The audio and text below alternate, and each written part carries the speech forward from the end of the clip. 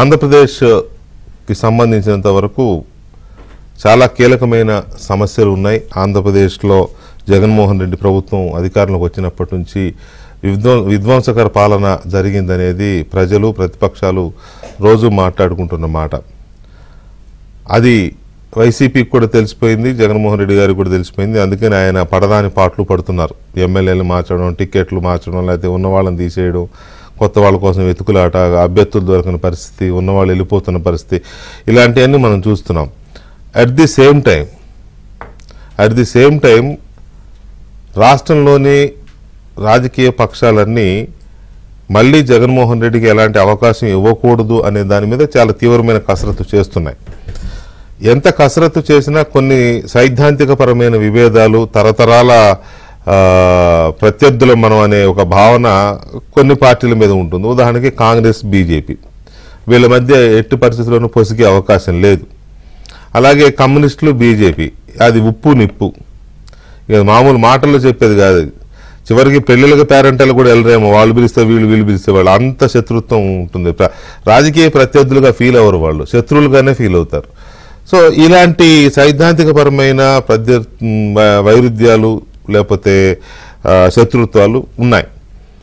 అయితే ఇక్కడ like minded parties ఏమున్నాయి, అందరూ కలిసి జగన్మోహన్ రెడ్డి ప్రభుత్వాన్ని గద్దె దింపాలి అనే చర్చ వచ్చినప్పుడు ముందుగా మనకు కనపడింది జనసేన, బీజేపీ. మొదటి నుంచి ఈ ప్రభుత్వం మన 2019 ఎన్నికలైన దగ్గర నుంచి జనసేన బీజేపీతో కలిసి ముందుకెళ్తుంది. అఫ్కోర్స్ ఎన్నికల్లో ఏం చేశారు, మధ్యలో ఎన్నికలు ఏమి వచ్చినాయి, కలిసి పోరాటాలు చేశారు, ఇవన్నీ చాలా చర్చలు చాలా ఉన్నాం. మొత్తం ఏదైతే మేమిద్దరం ఫ్రెండ్స్ చేతిలో చేసి ముందుకు సాగుతున్నాం మేమని చెప్పే పరిస్థితులే చూసుకుంటూ వచ్చాం. ఇక ఆ తర్వాత వైసీపీ నిజానికి అధికారంలో ఉన్న అది బీజేపీకి బీ టీమ్గానే పనిచేస్తూ వచ్చింది ఇప్పటి వరకు. అది కూడా ఎవరు కాదనలేని వాస్తవం. తెలుగుదేశం పార్టీది కూడా అదే పరిస్థితి. తెలుగుదేశం పార్టీకి 2018లో బీజేపీతో విభేదించి ఎన్డీఏ నుంచి బయటకు వచ్చేసి మోడీ ప్రభుత్వం మీద ఒక రకంగా పోరాటం, ధర్మ పోరాటం అంటూ చంద్రబాబు నాయుడు గారు దీక్షలు చేయడము, ప్రత్యేక హోదా యాంగిల్లో ఢిల్లీలో కూడా దీక్ష చేయడం, ఒక రకమైన యుద్ధమే జరిగింది ఏపీ ఎన్నికల్లో. అప్పుడు చివరికి ప్రభుత్వం పడిపోయింది కూడా, దిగిపోయింది కూడా, చాలా ఘోరమైన పరాజయాన్ని చవి చూసింది. ఆ తెలుగుదేశం పరాజయంలో వైసీపీ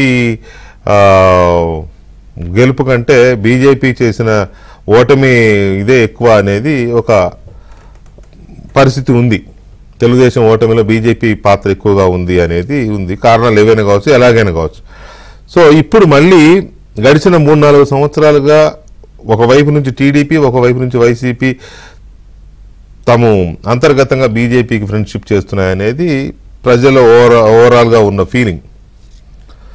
ఇప్పుడు తాజాగా ఎన్నికల ముందు ముఖ చిత్రాన్ని మనం ఒకసారి చూస్తే తెలుగుదేశం, జనసేన ఆల్రెడీ కలిసి పొత్తులో ఉన్నాయి. ఆ సీట్ల సర్దుబాటు జరిగిపోయింది.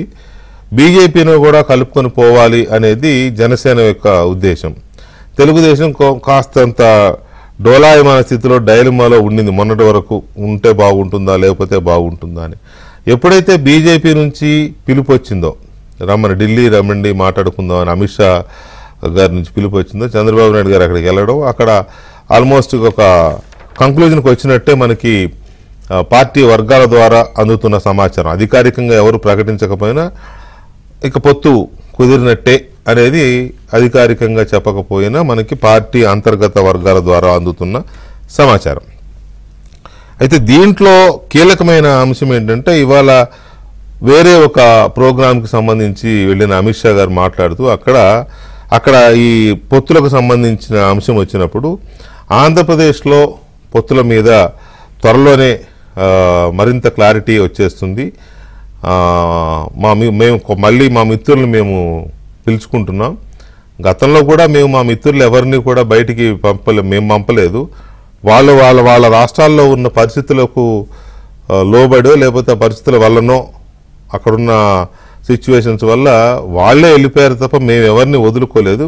వాళ్ళలో మళ్ళీ బ్యాక్ వస్తున్నారు, మేము కూడా రావాలని కోరుకుంటున్నామని కొన్ని కీలకమైన ఇవి, అంటే వాటిని డీకోడ్ చేస్తే ఒకవైపు అకాలీదళ్ కావచ్చు, ఇంకోవైపు తెలుగుదేశం కావచ్చు, ఇట్లాంటి 2-3 భాగస్వామ్య పక్షాలు, ఎన్డీఏ భాగస్వామ్య పక్షాలు మళ్ళీ ఎన్డీఏలోకి వెళుతున్నాయి అనేది మనకి వాళ్ళ అమిత్ షా మాటలను బట్టి చాలా క్లియర్గా అర్థమవుతుంది. దాన్ని బట్టి మనం కనుక కొంచెం డీప్గా స్టడీ చేసినట్లయితే ఇంకా అది పొత్తు ఫైనల్ అయిపోయింది. సీట్లు అవి ఏమైనా ఉంటే ఇంకో 2-3 రోజుల్లో అది కూడా క్లారిటీ వస్తుంది అనేది మనకి అర్థమవుతున్న అంశం. అయితే ఇది ఎంతవరకు తెలుగుదేశం పార్టీకి కానీ జనసేనకు కానీ సిగ్నల్ వచ్చిందా లేదా అనేది ఒక అంశం. క్యాడర్ మెల్లమెల్లగా కన్వర్ట్ అవుతున్నారా ఈ పొత్తు వైపు? ఎందుకంటే కొంతమందిలో ఒక డిఫరెంట్ ఒపీనియన్స్ ఉన్నాయి, కొంత అభిప్రాయ భేదాలు ఉన్నాయి బీజేపీ విషయంలో. కన్విన్స్ అవుతున్నారా మెల్లమెల్లగా? ఎందుకంటే ఇక తప్పదు అనుకున్నప్పుడు మెల్లమెల్లగా అడ్జస్ట్ అయిపోతూ ఉంటారు. అట్లాంటివి కొన్ని ఉంటాయి. కొంతమంది ఏమో ఓపెన్గానే చెప్తున్నారు, రాష్ట్రంలో అరాచకమైన వాతావరణం ఉంది కాబట్టి బీజేపీతో పొత్తు లేకపోతే ఎన్నికలే జరిగే అవకాశం ఉండదు, ప్రజాస్వామ్యం మనుగడే ఉండదు, కాబట్టి డెఫినెట్గా ఉండాలి అనే వాళ్ళు మెల్లమెల్లగా పెరుగుతోంది. ఇప్పుడు ఆ సంఖ్య పెరుగుతోంది. సో అది ఎంతవరకు వస్తుంది అనేది ఒకటైతే, ఈ మధ్యలోనే మళ్ళీ కేవీపీ రామచంద్రరావు గారు, కాంగ్రెస్ పార్టీ సీనియర్ నాయకులు కేవీపీ రామచంద్రరావు గారు చాలా తీవ్రమైన విమర్శలు చేశారు. జగన్మోహన్ రెడ్డి గారు బీజేపీకి పెద్ద ఎత్తున ముడుపులు పంపిస్తున్నాడు, అందుకనే ఆయన వైపు ఈడీ కానీ సిబిఐ కానీ ఆయన మీద ఉన్న కేసుల విషయంలో కానీ లేకపోతే రాష్ట్రంలో జరుగుతున్న అక్రమాల విషయంలో కానీ రాష్ట్రంలో జరుగుతున్న అవకతవకల విషయంలో కానీ ఈడీ సిబిఐలు కనీసం కన్నెత్తి చూడడం లేదు అనేది ఆయన చేసిన తీవ్రమైన ఆరోపణ. అంత సివియర్ అలిగేషన్ ఎందుకు చేశారు అనేది కూడా ఇప్పుడు పెద్ద చర్చగా సాగుతోంది ఆంధ్రప్రదేశ్లో. ఈ అంశాల మీద మనం మాట్లాడదాం. మనతో తెలుగుదేశం పార్టీ జాతీయ అధికార ప్రతినిధి జీవి రెడ్డి గారు ఉన్నారు, అలాగే సిపిఎం సీనియర్ నాయకులు మాజీ ఎమ్మెల్యే ఎంఏ గఫూర్ గారు ఉన్నారు, ఆయన Congress party working president Janga Goutham garu ఉన్నారు, అలాగే సాదినేని యామీర్ గారు భారతీయ జనతా పార్టీ అధికార ప్రతినిధి యామీర్ గారు కూడా మనతో జాయిన్ అయ్యారు. ముందుగా వెంకటరెడ్డి గారు, ఎంతవరకు ఇవాళ అమిత్ షా గారి స్టేట్మెంట్తో అంటే అఫీషియల్గా క్లారిటీ ఇచ్చినట్టు కాకపోయినా ఒక కంక్లూజన్కి వచ్చినట్టే అనిపిస్తుంది, రెండు పార్టీల్లో కూడా ఇది ఒక ఫైనల్కి వచ్చేసింది అని అనుకోవచ్చా? గుడ్ ఈవినింగ్ వెంకటకృష్ణ గారు. అంటే ఒకటి, మా పార్టీ అంశం కంటే కూడా బీజేపీ తన ఆలోచన ఏంటి అనేది ఒకటి ఈరోజు అమిత్ షా గారి మాటల్లో కనపడింది. అంటే దేశవ్యాప్తంగా ఎన్డీఏ కూటమిని బలోపేతం చేసుకోవడం కోసం వాళ్ళు ప్రయత్నాలు మొదలుపెట్టారని అర్థమవుతుంది. అది ఈరోజు అమిత్ షా గారితో మాటలతో కాకుండా మన ప్రధాని శ్రీ నరేంద్ర మోడీ గారి వేరే సందర్భంలో మాట్లాడినప్పుడు కావచ్చు, లేకపోతే అంతకుముందు కొంతమంది నాయకులు మాట్లాడిన అంశంలో చూసినట్టయితే సీట్లు వాళ్ళకు తగ్గుతుందా, magic number BJP it self వస్తుందా రాదా మనకైతే అంటే ఇప్పటికైతే చూస్తే అవకాశం అయితే కనిపిస్తుంది వాళ్ళకి. బట్ ఈరోజు వాళ్ళు ఏంటంటే ఎన్డీఏ కూటమిని మళ్ళీ అంటే 2014 తర్వాత ఎన్డీఏలోకి వచ్చిన పార్టీలు కారణాలు ఏదైనా కావచ్చు. ఈరోజు అమిత్ షా గారు అది కూడా చెప్పడం జరిగింది. ఆ రాష్ట్రంలో ఉన్న వివిధ పరిస్థితుల దృష్ట్యా చాలా పార్టీలు వెళ్ళిపోయినాయని చెప్పేసి. సో అంతవరకు ఒప్పుకున్నారు వాళ్ళు. వెళ్ళిపోయిందనే కారణాలు కూడా అక్కడ ఉన్న రాష్ట్రంలో ఉన్న పరిస్థితుల దృష్ట్యా చెప్పడం జరిగింది. అది పంజాబ్లో అకాలీదళ్ కావచ్చు, లేకపోతే నితీష్ కుమార్ గారు కావచ్చు, ఇక్కడ మేము కావచ్చు, ఇట్లా రకరకాలుగా మళ్ళీ ఈ రోజు మేము ఇన్వైట్ చేస్తున్నాం అని చెప్పడం జరిగింది. రెండోది, రాజకీయ కుటుంబం అనేది పెద్దగా ఉంటే బాగుంటుంది, రెగ్యులర్ బయాలజికల్ ఫ్యామిలీ చిన్నగా ఉంటే బాగుంటుంది అన్నట్టు చెప్పడం జరిగింది. ఆయన పొలిటికల్ ఫ్యామిలీ పెద్దగా ఉండాలి, బయాలజికల్ ఫ్యామిలీ చిన్నగా ఉండాలి అన్నట్టుగా. సో ఎందుకంటే ఈరోజు వాళ్ళకి అర్థమైంది ఏంటంటే అమిత్ షా గారికి కూటమి ఉంటే బాగుంటుంది దేశవ్యాప్తంగా, ఎన్డీఏ కూటమి అటు పక్క ఇండియా కూటమి వస్తుంది కాబట్టి ఇటు పక్క కూడా ఎన్డీఏ కూటమి వాళ్ళకి మ్యాజిక్ నెంబరు వచ్చినప్పటికీ కూడా ఇంకా మిగతా పార్టీలు ఉంటే బాగుంటుంది అనేది కొంత రియలైజ్ అయ్యారు వాళ్ళు. బట్ వాస్తవం ఏంటైతే ఇంతకుముందు అయితే రియలైజ్ కాలేదు వెంకటకృష్ణ గారు. 14, 19, 24 మధ్యలో కూడా ఇప్పటికీ అది మంచిది. ఎందుకంటే వాళ్ళు దేశ ప్రయోజనాల దృష్ట్యా చూస్తున్నారు. ఎందుకంటే 4 పార్టీలు వాళ్ళకు మెజారిటీ ఉన్నా కూడా ఉన్నట్లయితే 4 ఆలోచనలు ఉంటాయి, ఒక నిర్ణయం తీసుకున్నప్పుడు బాగుంటుంది అనేది. ఇక మా విషయానికి వచ్చినట్లయితే ఒకటి వెంకటకృష్ణ గారు, మా పార్టీలో ఉన్న లీడర్స్కి కానీ మా లాంటి వాళ్ళకి కానీ లేకపోతే మా పార్టీని అభిమానించే వాళ్ళకి కానీ చాలా వరకు నేను గమనించింది ఏంటంటే మాకు మెసేజ్లు పెడుతున్నారు, బీజేపీతో పొత్తు వద్దు, వాళ్ళు రాష్ట్రానికి నష్టం చేశారు, లేదా జగన్మోహన్ రెడ్డి గారితో చేతులు కలిపారు అనేది ఎక్కువ మందిలో ఉన్న అభిప్రాయం. అది ఉంది, అది బాగా ఉంది. సో ఆ నేపథ్యంలో ఏమైందంటే చాలా వరకు ఈ మధ్య అంటే ఈ రోజుకు ఒక షేప్ వచ్చింది, మొన్న గత 10 రోజుల నుంచి వెళ్తున్నారు అనేది ఒకటి వినిపిస్తున్న నేపథ్యంలో ఎక్కువ మంది నుంచి ఇది వచ్చింది. అయితే అట్ ద సేమ్ టైం ఒక చర్చ కూడా వాళ్ళలో నడిచింది. ఆ చర్చ కూడా అవుట్కమ్ కూడా మళ్ళీ మెసేజ్ల త్రూ తెలుస్తుంది మనకి. ఏంటంటే ఒకటి ఏంటంటే మా పార్టీలో ఉన్న అడ్వాంటేజ్ ఏంటంటే అది మరి మా సారు ఆలోచన వల్ల, చంద్రబాబు నాయుడు గారి ఆలోచన వల్ల వాళ్ళు మౌల్డ్ అయ్యారో తెలియదు కానీ, లేకపోతే స్వతహాగా అటువంటి మనస్తత్వం ఉన్నవాళ్ళు మా పార్టీ కనెక్ట్ అయ్యారో తెలియదు కానీ రాష్ట్ర ప్రయోజనాలని పార్టీ ప్రయోజనాల కంటే కూడా ఎక్కువగా ఇష్టపడే వ్యక్తులు ఎక్కువ మంది మా పార్టీతోటి కనెక్ట్ అయి ఉన్నట్టు అర్థమవుతుంది వెంకటకృష్ణ గారు. సో స్థూలంగా నేను చెప్పేది అంటే రాష్ట్ర ప్రయోజనాలు మా పార్టీని అభిమానించే వాళ్ళకి కావచ్చు, మా పార్టీలోని లీడర్స్కి కావచ్చు, మాలాంటి వాళ్ళకి కావచ్చు, రాష్ట్ర ప్రయోజనాలు మొట్టమొదటిగా ఉంటుంది, 2 పార్టీ ప్రయోజనాలు అనే యాంగిల్లో కనపడుతుంది. సో ఆ నేపథ్యంలో 10 రోజుల కింద ఉన్న భావన ఈ రోజుకి పూర్తి పోయిందని నేను చెప్పను, కానీ తగ్గుతుంది. అయితే ఆ రాష్ట్ర ప్రయోజనాల విషయంలో కాంప్రమైజ్ అయితే కారు. అది ఏది పార్టీ కాంప్రమైజ్ అయినా కూడా పార్టీని అభిమానించే వాళ్ళు కాంప్రమైజ్ కారు. ఎందుకంటే వాళ్ళకు వచ్చిన కోపం కూడా రాష్ట్ర ప్రయోజనాలు దెబ్బతీశారన్న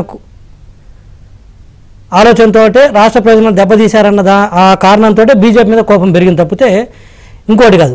అది కూడా రాష్ట్ర ప్రయోజనాలు ఏ విధంగా దెబ్బతీశారంటానికి ఏంటంటే అదేదో 14-19 మధ్యలో ఏదో పెద్ద జరిగిందని కూడా కాదు.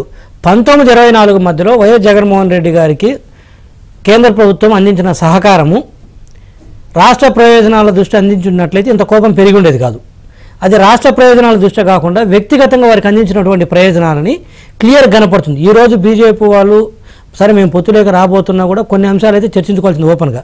ఈరోజు కాదు అది ఇది అని చెప్పేసి నంగనాసి మాటలు చెప్తే కుదరదు. అదైతే ఫ్యాక్టు. వ్యక్తిగతంగా అందించిన అది అవినాష్ రెడ్డి గారి కేసు అంశం కావచ్చు, లేకపోతే జగన్మోహన్ రెడ్డి గారి మీద ఉన్న కేసులు మిగతా అన్ని సార్ల ముందు వేరు ఇప్పుడు సోరెన్ గారిది కావచ్చు, వేరు అన్నీ ఉన్నా కూడా ఇక్కడ క్లియర్గా ఇన్ని ఛార్జ్ షీట్లు ఏది ఈడీ కావచ్చు, సిబిఐ కావచ్చు, ఇన్ని ఉన్నప్పటికీ కావచ్చు రాష్ట్రానికి గ్రాంట్ల రూపంలో ఇవ్వకుండా అప్పుల రూపంలో సహకారం అందించడం కావచ్చు, గ్రాంట్ రూపంలో ఇచ్చి కూడా అయిపోయినా కాబట్టి అప్పులు ఇచ్చారు ఎక్కువ. అవును, మరి గ్రాంట్లు ఇచ్చారు అన్ని రాష్ట్రాలతో పాటు.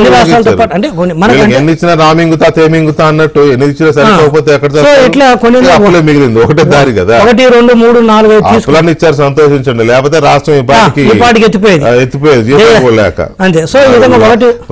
రాష్ట్ర ఉద్యోగులు కానీ రాష్ట్ర ప్రజలు కానీ బీజేపీకి థ్యాంక్స్ చెప్పాలి, బీజేపీ చెప్పుకోవాలి. సో 1, 2, 3, 4, 5 తీసుకుంటే ఎక్కడ కూడా అది మనకు కనిపించేది అన్ని కూడా జగన్మోహన్ రెడ్డి గారిని నిలబెట్టడం కోసమో లేకపోతే వారికి వ్యక్తిగతంగా డ్యామేజ్ కాకుండా చేసినట్టుగానే కనిపిస్తుంది తప్పితే రాష్ట్ర ప్రయోజనాల దృష్టి ఎక్కడ చేసినట్టు కనిపించట్లేదు. అది ఏ చిన్నపిల్లని అడిగినా కూడా రాష్ట్రంలో కనపడుతుంది. సో ఆ నేపథ్యంలో కోపం పెంచుకుంటారు. ఎట్ ద సేమ్ టైం ఇప్పుడు కూడా ఏంటంటే మా వాళ్ళకి మళ్ళీ అది కూడా ఏం లేదు, రాష్ట్ర ప్రయోజనాల దృష్ట్యా టీడీపీ కలిస్తే మళ్ళీ రాష్ట్రానికి సహకరిస్తే బాగుంటుంది అనుకుంటున్నారు తప్పితే జగన్మోహన్ రెడ్డి గారిని తీసుకెళ్లి జైల్లో పెట్టాలి ఎవరు సైకోయిజంగా లేరు మా పార్టీలో. But at the same time ఇంకోటి ఉంది, యాజ్ పర్ రూల్ వెళ్ళాలనేది కూడా ఉండేది, చట్టము న్యాయము ఇవి అందరికీ అన్ని రకాలుగా ఎట్ ఏ టైం జరగాల్సిందే. శిబు సోరెన్కి ఒకలాగా లేకపోతే జగన్మోహన్ రెడ్డికి ఒకలాగా ఉంటామంటే ఎవరు ఒప్పుకోరు. అదే అందరికీ ఒకేలా జరగాలని కోరుకుంటారు, అంతే తప్ప పని కట్టుకుని లోపలేనైతే ఎవరు కోరుకోరు కదా. ఒక సామెత వచ్చింది, కొత్తగా వచ్చిన సామెత, లొంగితే సోరెన్ లొంగకపోతే జగన్ అని. అంతే కదా, అదే జరుగుతుంది, ఆ చర్చ బాగా జరుగుతుందిలే. రైట్, శివశంకర్ గారు జాయిన్ అయ్యారు మనతో, జనసేన ప్రధాన కార్యదర్శి. శివశంకర్ గారు నమస్కారం. నమస్కారం వెంకటకృష్ణ గారు. శివశంకర్ గారు, మీరు ఇవాళ అమిత్ షా మాట్లాడిన మాటలు మీరు ఫాలో అయ్యి ఉంటారు అనుకుంటున్నాను నేను. పొత్తుల మీద మాట్లాడారు ఆయన. గతంలో మా మిత్రులు కొంతమంది వాళ్ళ రాష్ట్రాల్లో ఉన్న వాతావరణము పరిస్థితుల దృష్ట్యా వాళ్ళంతా వాళ్ళు వెళ్ళి ఉండొచ్చు, కానీ మేము ఎవరిని బయటికి పంపలేదు. మళ్ళీ మా మిత్రులు మాతో చాలా మంది జాయిన్ అవ్వడానికి వస్తున్నారని అకాలీదళ్ పేరు చెప్పారు. ఏపీకి సంబంధించిన ప్రస్తావన కూడా తీసుకొస్తూ ఏపీలో కూడా పొత్తులకు సంబంధించి చర్చల దశలో ఉన్నాయి, త్వరలోనే క్లారిటీ వస్తుందని. అంటే అది మనం కొంచెం క్లారిటీగా వింటే ఆల్మోస్ట్ మేము సిద్ధపడుతున్నాం అన్నట్టుగానే ఉంది, రెండు వైపులా సిద్ధంగా ఉన్నారు అనేది ఉంది. సో దీన్ని బట్టి ఒక కంక్లూజన్కి వచ్చారనుకోవచ్చా? పొత్తు ఒక ఫైనల్ స్టేజ్కి వచ్చింది, చిన్న చిన్నవి ఉంటాయిలేండి సీట్లు, అవి వచ్చాయని భావిస్తున్నారా? వెంకటేశ్వర గారు నమస్కారం అండి. అందరికి ఏబిఎన్ జ్యోతి ప్రేక్షకులందరికీ నమస్కారాలు. అమిత్ షా గారి ఆ కామెంట్ లో రెండు అంశాలు మనం తీసుకోవచ్చండి. మొదటిది ఏమిటి అని అంటే, గతంలో జరిగిన ఈవెంట్స్ ని ఆయన ఎక్స్ప్లెయిన్ చేశారు. అంటే మేము ఎవరిని పంపించలేదు, అవును, ఆ రాష్ట్ర పరిస్థితుల దృష్ట్యా ఆ పార్టీలు తీసుకున్న నిర్ణయాలే తప్ప అందులో మా తప్పు అంటూ ఏం లేదని చెప్పడం జరిగింది. అవును.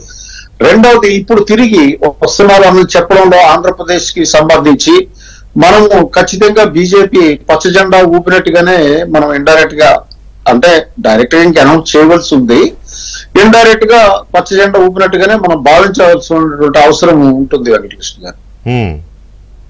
సో దాని ప్రకారం తెలుగుదేశం, బీజేపీ, జనసేన ఈ కూటమితో రేపు రాబోయే ఎన్నికల్లో ముందుకు ప్రయాణం చేసి ప్రభుత్వం స్థాపించడానికి పూర్తి అవకాశాలు ఉన్నాయన్నది స్పష్టం అవుతుందండి.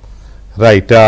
యామిన్ గారు, మీకేమనిపిస్తుంది? రాష్ట్ర పార్టీకి ఏమనిపిస్తుంది వాళ్ళ అమిత్ షా గారి మాటలు? అఫ్ కోర్స్ చంద్రబాబు నాయుడు గారు ఢిల్లీ వెళ్ళిన దగ్గర నుంచి ఈ సీక్వెన్స్ కొనసాగుతూనే ఉంది. రకరకాల స్టేట్మెంట్లు, రకరకాల అభిప్రాయాలు, చర్చలు, వార్తలు చూస్తున్నాం కదా. కానీ అమిత్ షా గారు మాట్లాడిన మాటలు చాలా కీలకంగా కనపడుతున్నాయి ఇవాళ. ఆయన అధికారికంగా పచ్చజెండా ఊపకపోయినా పరోక్షంగా ఊపినట్టుగా పచ్చజెండా మనకు అర్థమవుతోంది. అంటే మాకు అర్థమవుతుంది, మనకంటే మీకు ఎలా ఉందో నాకు తెలియదు. రాష్ట్ర నాయకత్వం, రాష్ట్ర పార్టీ నాయకులు ఎలా అనుకుంటున్నారు? మీలో ఏం చర్చ జరుగుతోంది పార్టీలో? అందరికీ నమస్కారం అండి. నమస్తే. నమస్తే అండి. ఒకటి ఏంటంటే, ఇందాక మీరు అడిగిన ప్రశ్నకి సమాధానం చెప్పబోయే ముందు తెలుగుదేశం పార్టీ అధికార ప్రతినిధి రెడ్డి గారు చాలా కామెంట్స్ చేశారు, 3 అంశాలు ప్రస్తావించారు. దానిలో ఫస్ట్ది మీ దానికి కూడా సమాధానం ఏంటంటే, ఈ రోజున అమిత్ షా గారు దానికంటే ముందు మొన్న పార్లమెంట్ లో గనక నరేంద్ర మోదీ గారిని మన వారి ప్రసంగాన్ని వింటే, వారు ఒక పక్క అన్నారు కాంగ్రెస్ దేశాన్ని విచ్ఛిన్నం చేయాలని చెప్పని చూస్తుంది, కానీ ఈ దేశం దేహం లాంటిది. ఈ శరీరానికి, ఈ దేహానికి ఏవైతే అంగాలు ఉన్నాయో అలాగే రాష్ట్రాలన్నీ ఉన్నాయి.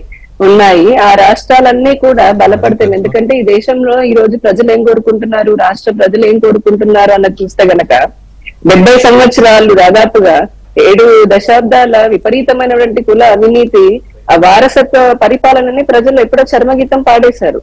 ఈ రోజున 5వ అతిపెద్ద ఆర్థిక శక్తిలా ఉన్నటువంటి భారతదేశాన్ని ప్రపంచం మొత్తం చూస్తుంది. అగ్ర దేశాలు అనేటువంటి మన రష్యా గాని, అమెరికా గాని, ఇవన్నీ కూడా మనతో స్నేహానికి వీళ్ళూరుతున్నాయి. అంతర్గతంగా చూసుకుంటే కూడా సీమాంతర ఉగ్రవాదం లేదు. మనం ఆర్థిక శక్తిలాగా యూపీఐ, డిజిటలైజేషన్ ఇలాంటివన్నీ చేశాము.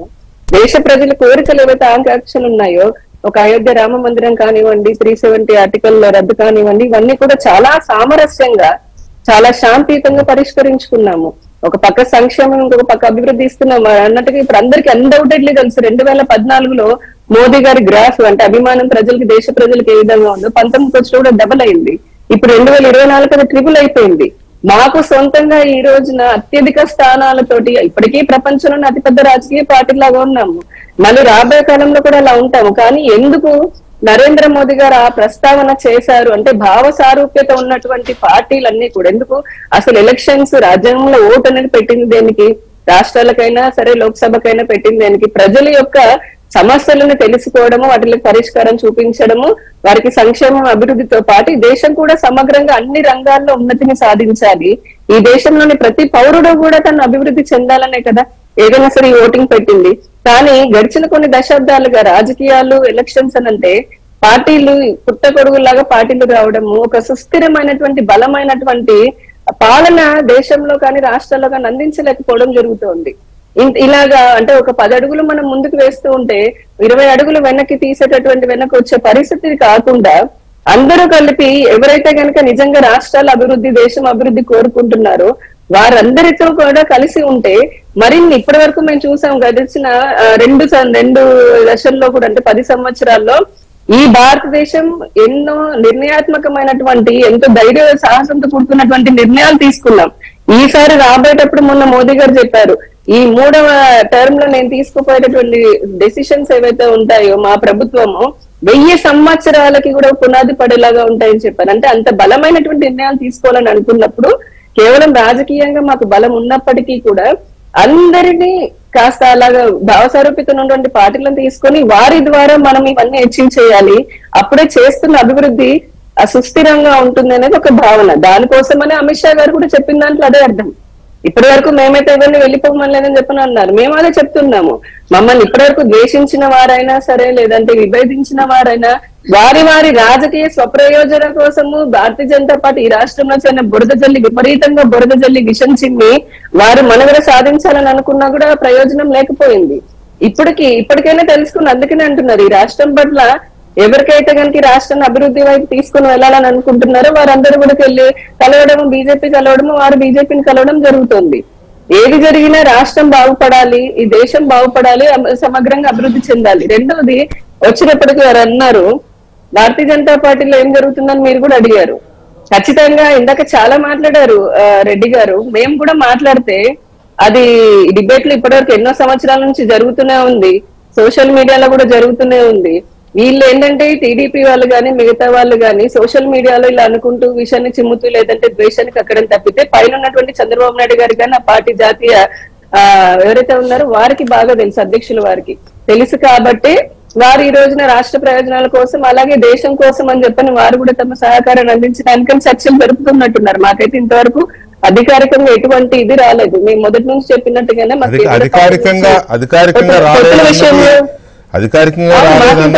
రాష్ట్ర పార్టీకి సూచన రాలేదు. అధికారికంగా రాలేదు అనేది అధికారికంగా వస్తే మాకు కూడా తెలిసిపోద్ది కదా. అధికారికంగా రాలేదు నాకు తెలుస్తుంది. గడిచిన 10 సంవత్సరాల్లో మటుకు ఇప్పటికీ మేము అదే చెప్తున్నాము. ఇక్కడేనంటే ఇచ్చిన అంతకు ముందు ఉన్నటువంటి టీడీపీ ప్రభుత్వంలో ఉన్నప్పుడు లేదంటే వైకాపా ప్రభుత్వం ఉన్నప్పుడు కూడా ఈ రాష్ట్రానికి భారతీయ జనతా పార్టీ చంద్రబాబు నాయుడు గారిని చూసో లేదంటే జగన్మోహన్ రెడ్డి గారిని చూసో ఒక వ్యక్తిలాగా ఇవ్వడానికి ఇదేం కుల పార్టీ కాదు, లేదంటే ఒక వ్యక్తి చేత నిర్మించబడి ఆ వ్యక్తి చేత నడిపించేటటువంటి కుటుంబ పార్టీలు అంతకంటే కాదు. ఎవరిని చూసి గడిచిన 10 సంవత్సరాల్లో మనకి నిధులు విడుదల చేశారు? ప్రజలు, ఈ రాష్ట్రంలో ఉన్నటువంటి ప్రజలు, విభజిత రాష్ట్రంలో ఈ రాష్ట్రంలో ఉన్నటువంటి ప్రజలకి సంక్షేమము అభివృద్ధి రెండు అందాలి, ఫలాలు అందాలనే. జగన్మోహన్ రెడ్డి గారికి ఏదో ఆయనని తప్పించడం కోసం అని ఇందాక చాలా కామెంట్స్ చేశారు. మీరు ఇటువంటివన్నీ మాట్లాడినా కూడా అంతెందుకు నిజంగానే వ్యక్తిగతంగా ఆలోచన చేసే పని అయితే కనుక 2014లో నరేంద్ర మోదీ గారి పైన అంతకు ముందు ఎన్ని కామెంట్స్ చేశారు, అయినా సరే రాష్ట్రం కోసం కలిశారు కదా. 2019లోనూ అన్నారు, ఇప్పుడు కూడా ఉన్నారు. మేము అటువంటి వ్యక్తిగతంగా మమ్మల్ని అన్నారు కదా, లేదంటే మా పైన విషయం చిమ్ముతున్నారు కదా అని చెప్పని భావిస్తే కదా అటువంటి సంకుచిత మనస్తత్వము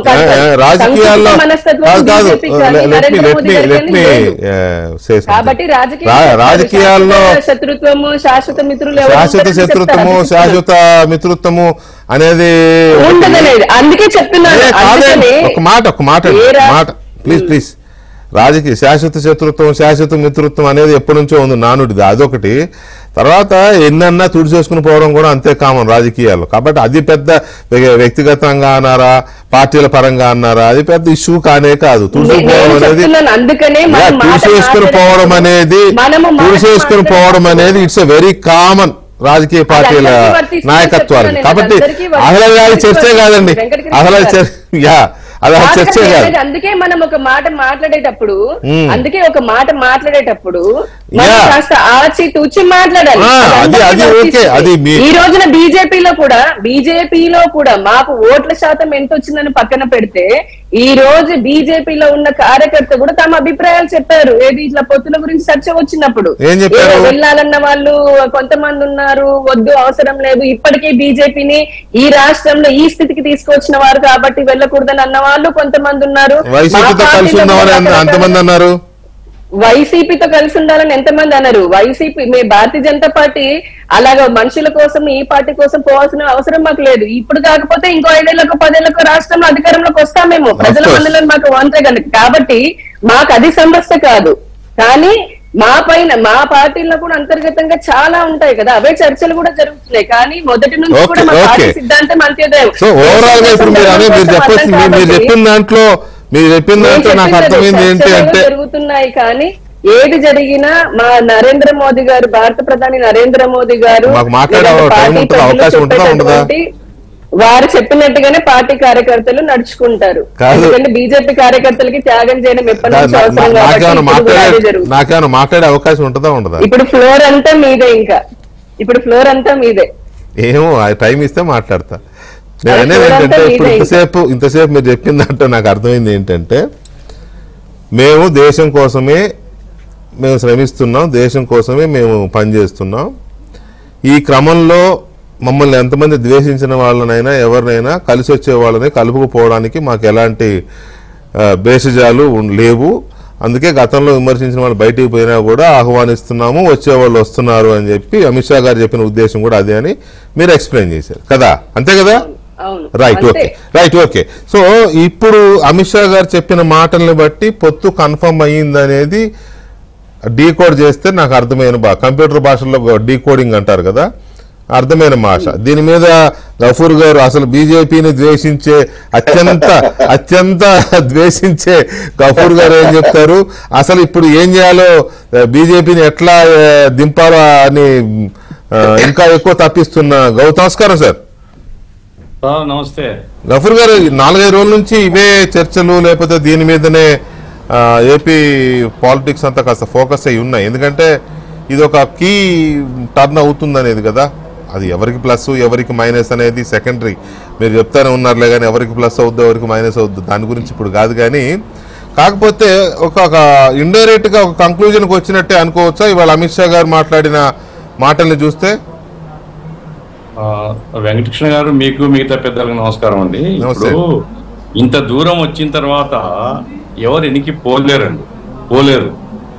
ఎందుకంటే చర్చలో ఇప్పుడు అమిత్ షా గారు ఫోన్ చేయకముందే వాళ్ళ పార్టీలో ప్రాథమికంగా ఆలోచించి ఉంటారు. చంద్రబాబు నాయుడు గారు ఎప్పటి నుంచో ఎదురు చూస్తున్నారు. వారి మధ్య జరిగినటువంటి సంభాషణ అంటే దాదాపు ఫైనలైజ్ అయ్యిందని నేను అనుకుంటున్నాను. ఈరోజు లోక్సభలో మోడీ గారు మాట్లాడుతూ మాతో కొన్ని ప్రధాన పార్టీలుగా ప్రతిపక్షంలో ఉండేటువంటి పార్టీలు కూడా చేరబోతున్నాయని ఒక సంకేతం ఇచ్చారు. అవును, ఆయన తెలుగుదేశం పేరు చెప్పకపోయినా ఈ రోజు చెప్పాడు. అంటే దాని అర్థం మోడీ గారు, అమిత్ షా గారు, లేదా వారి పార్టీకి సంబంధించినటువంటి ఇంకా ఎవరెవరు ఉన్నారో నాకు తెలియదు కానీ వాళ్ళందరి యొక్క ఒక సమిష్టి ఆలోచన. దీంట్లో బహుశా జీవిరెడ్డి గారికి కూడా అంచనా ఉంటది.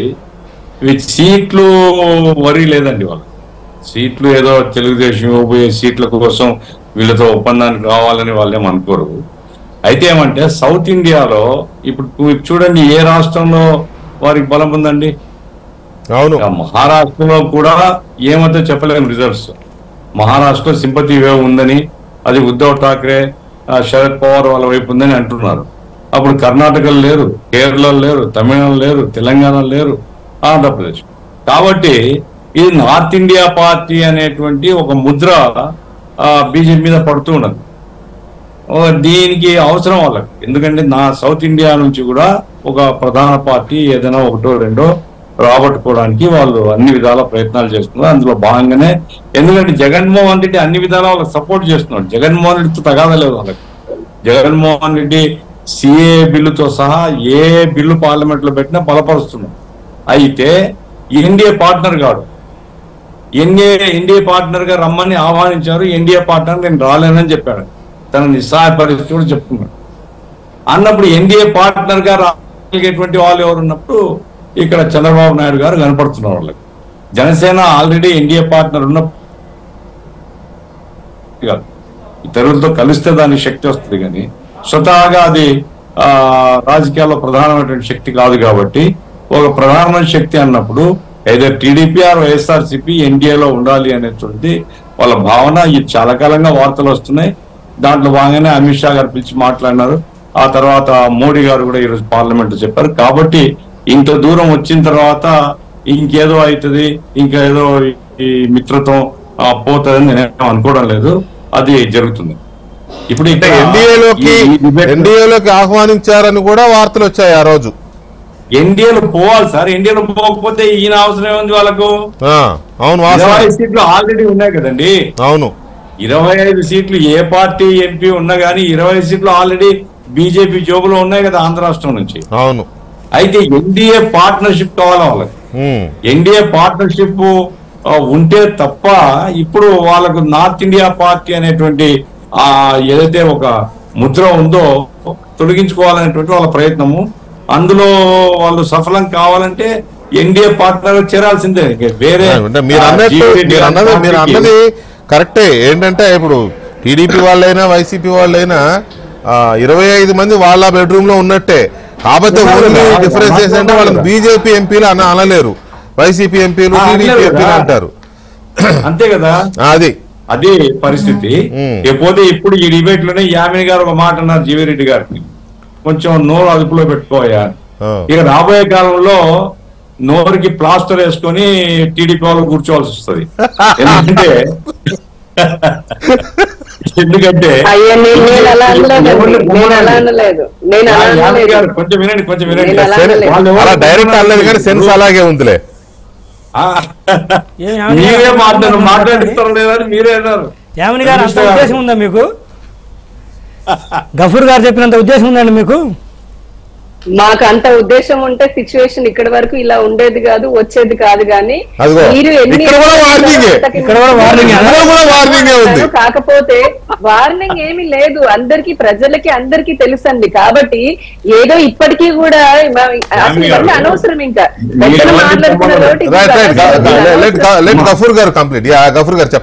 మీరు ఎవరిని పొమ్మన్నారు వెంకటకృష్ణ గారు? సార్ బీజేపీ ఎవరిని పొమ్మన్నారండి? మనకు తెలుగులో ఒక సామెత ఉంది, పొమ్మల్లాగా పొగబెడతారు. అది పొగబెట్టినాక ఏం చేస్తారండి?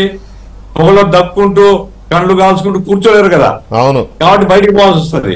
కాబట్టి బీజేపీ చేసే పని అదే, పొమ్మల్లాగా పొగబెడతారనేది అది వాళ్ళకి సరిగా అవుతుంది.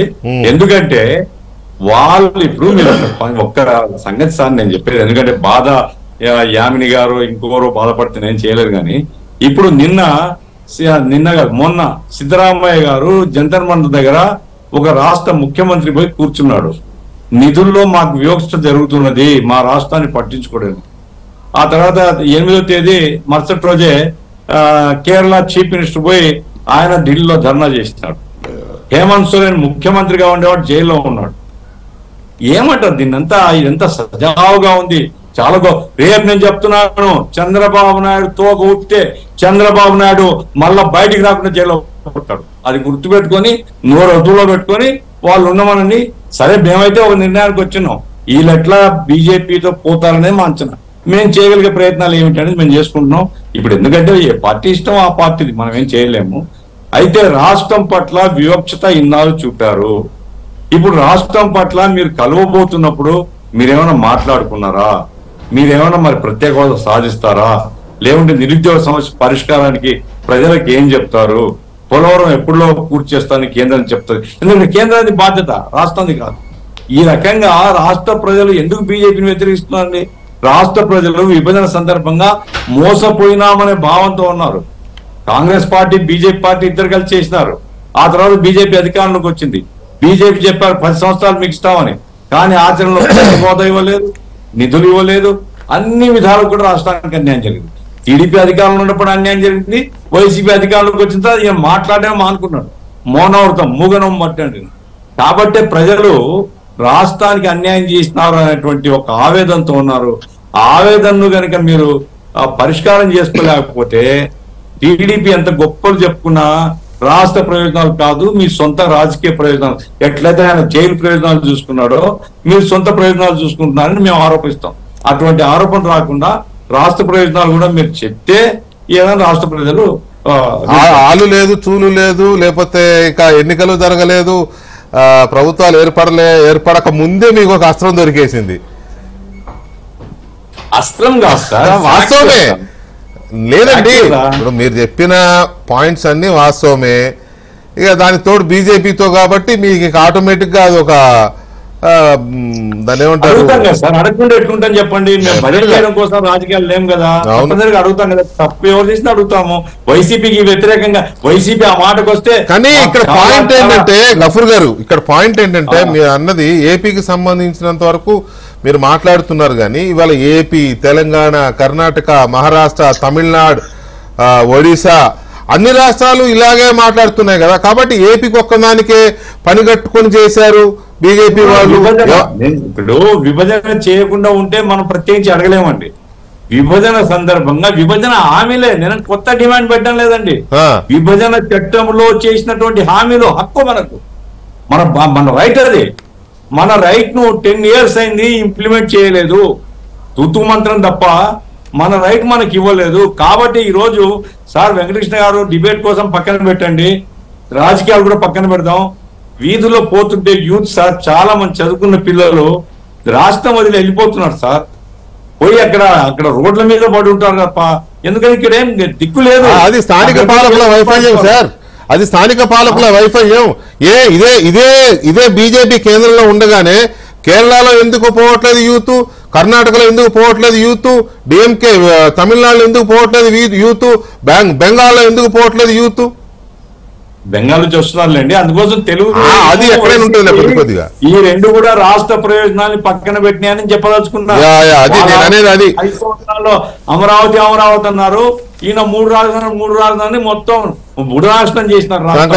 కాబట్టి రాష్ట్ర ప్రజలు ఏంటంటే బీజేపీతో కలుస్తున్నప్పుడు అయ్యా ఈ విషయాలు ఏమన్నా మీరు ఇప్పుడు వాళ్ళు ఎట్లైనా కలుస్తారు, మాకేమి వాళ్ళేం భ్రమలు లేవు, కానీ ప్రజలకు మీరు చెప్పుకోవడానికైనా మీరు ఏదో కొన్ని మాట్లాడుకోండి అని చెప్తున్నాను. రైట్.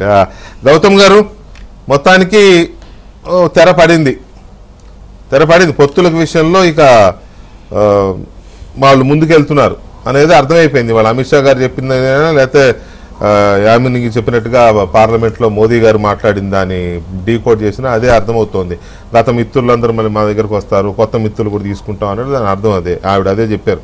సో ఈ పొత్తు అనేది ఇక కన్ఫర్మ్ అయింది కాబట్టి, సో ఎలా ఉండబోతోంది ఏపీలో పొలిటికల్ సినారియో? మీరు కమ్యూనిస్టులు ఇంకేమన్నా లైక్ మైండెడ్ వాళ్ళు ఉంటే కలిసే అవకాశం ఉంటుందా? వెంకటకృష్ణ గారు నమస్కారం అందరికీ. నమస్తే. నమస్తే. సో ఆంధ్రప్రదేశ్లో బీజేపీతో పొత్తులుండే పార్టీలు, బహిరంగ పొత్తులుండేవి, రహస్య పొత్తులుండే పార్టీలుగా ఆంధ్రప్రదేశ్లో 3 రీజనల్ పార్టీలు ఉన్నాయని మేము మొదటి నుంచి చెప్తున్నాం. ఇప్పుడు జరుగుతుంది కూడా అదే. చంద్రబాబు నాయుడు గారు రేపు బహిరంగంగా టీడీపీ పొత్తు పెట్టుకోవచ్చు. జగన్మోహన్ రెడ్డి గారు వెళ్ళి గంట సేపు ప్రధానమంత్రితోటో లేకపోతే వేరే మంత్రులతోటో మాట్లాడొచ్చి రహస్యంగా మేము మీతోటే ఉంటామని చెప్పి రావచ్చు. ఇలాంటి పరిణామం ఆంధ్రప్రదేశ్కి రావటం వెనక ప్రధానంగా నాయకుల వ్యక్తిగతమైనటువంటి భయాలు, వ్యక్తిగతమైనటువంటి రాజకీయ ప్రయోజనాలు తప్ప రాష్ట్ర ప్రయోజనాలు ఉన్నాయని వారు ఎన్ని చెప్పినప్పటికీ కూడా బీజేపీ విషయంలో, పర్టికులర్గా ఈ 10 ఏళ్ల అనుభవం విషయంలో ఆంధ్రప్రదేశ్ ప్రజలు దాన్ని ఎవరో నమ్మేటట్టు లేరు అనేది కాంగ్రెస్ పార్టీగా మేము స్పష్టం చేయదలుచుకున్నాం. కనుక వైసీపీ ఒకవైపు అది రహస్య ఒప్పందం ఉండొచ్చు బీజేపీతో, టీడీపీ, జనసేన, బీజేపీ ఒకవైపు అది బహిరంగ పొత్తులో ఉండొచ్చు. కనుక ఆంధ్రప్రదేశ్ ప్రజలకి నిజమైన ఒక రాజకీయ ప్రత్యామ్నాయం కాంగ్రెస్ పార్టీ కానీ, కలిసి వచ్చేటువంటి ఇండియా కూటమిలో ఉండేటువంటి వామపక్షాలు కానీ, ఇతర ప్రత్యేక హోదా కానీ, ప్రజాస్వామ్య హక్కులను కోరుకునేటువంటి అనేకమైనటువంటి సమూహాలు ఆంధ్రప్రదేశ్లో పనిచేస్తూ ఉన్నాయి. వారందరూ కలిస్తే ఖచ్చితంగా ఒక రాజకీయ ప్రత్యామ్నాయాన్ని 3వ కూటమిని ఆంధ్రప్రదేశ్లో నిర్మించవచ్చు. అలాంటి ఆదరిస్తారని మమతా బెనర్జీ గారు కాపాడుకోలేకపోతున్నారు, అరవింద్ కేజ్రీవాల్ కాపాడుకోలేకపోతున్నారు, డిఎంకే వాళ్ళని కాపాడుకోలేకపోతున్నారు, శరద్ పవార్ గారే చీలిక మూలక పేలికలు అయిపోయిన పార్టీ. ఎలా మీ కూటమి వెంకటకృష్ణ గారు నేను చెప్తున్నాను, దానికి కూడా సమాధానం మీ ద్వారా ప్రజలకి మన ఛానల్ ద్వారా తెలియాల్సిన అవసరం ఉంది. కొద్ది రోజుల క్రితం చండీగఢ్ లో ఒక మేయర్ ఎన్నికల్లో మేయర్ ని ఎంపిక చేసే విషయంలో ఎలక్షన్ కమిషన్ వ్యవహరించిన తీరు పైన సుప్రీంకోర్టుకి వెళ్తే సుప్రీంకోర్టు ఏమందంటే ప్రజాస్వామ్యాన్ని హత్య చేయాలనుకుంటే సహించమని చెప్పి వార్నింగ్ ఇవ్వాల్సిన పరిస్థితి వచ్చింది. అంటే ఎన్నికల వ్యవస్థని ఎలా మార్చేసింది అనే దానికి అంతకు మించిన లేటెస్ట్ ఉదాహరణ మరొకట్లేదు. కనుక భారతీయ జనతా పార్టీ అధికారంలోకి వచ్చాక రాజకీయ పార్టీలని కేసులను ఉసుగొల్పి, ఈడీలను ఉసుగొల్పి అరెస్టులు చేసి లొంగ తీసుకుని చివరికి వాళ్ళ పార్టీలో చేరిపోయిన తర్వాత వాళ్ళకి క్లీన్ చిట్ ఇచ్చి కేసులు లేకుండా చేసిన చరిత్ర 10 ఏళ్లలో మీరు చదివితే మీకు ఈ 1.5 కాదు 2 గంటల సమయం మీరే చదవగలిగినంత ఉదాహరణలు మీ దగ్గర ఉన్నాయి. బెంగాల్లో ఏం జరిగింది, ఎంతమంది మంత్రులను అరెస్ట్ చేశారు, చివరికి ఎంతమందిని మంత్రులను బెదిరించి బీజేపీలో జాయిన్ చేసుకున్నారు, మమతాని మొన్న ఎలా భయపెడితే ఆమె ఎలా ఎదుర్కొని అక్కడ పోరాడి నిలబడి గెలిచింది మొన్న.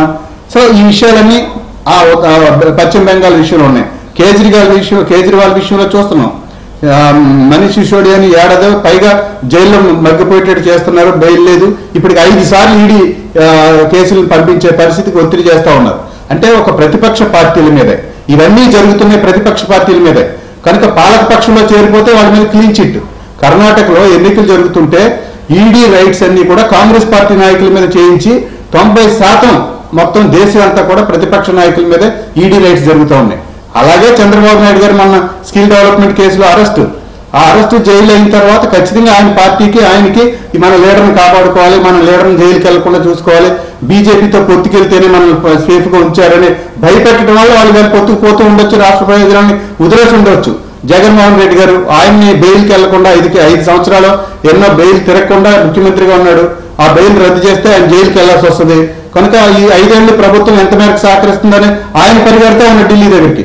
కనుక ఇవన్నీ కూడా ప్రజాస్వామ్యబద్ధంగా లేదా రాష్ట్ర ప్రయోజనాలు దృష్టిలో పెట్టుకుని జరిగితే మేము కూడా ప్రజలు వాళ్ళని హర్షిస్తారని అనుకోవచ్చు. కనుక ప్రభుత్వంలో ఉన్నవాళ్ళు లేదా పొత్తులు పెట్టుకుంటున్న వాళ్ళని ప్రశ్నించే హక్కు లేదా ప్రజాస్వామ్యంగా వాళ్ళ యొక్క రాష్ట్ర ప్రయోజనాలను ప్రశ్నించే హక్కు ఇతర పార్టీలుగా కాంగ్రెస్ కానీ వామపక్షాలకు కానీ రేపు ప్రజలకు కానీ ఆంధ్రప్రదేశ్ ప్రజలకు ఉంది.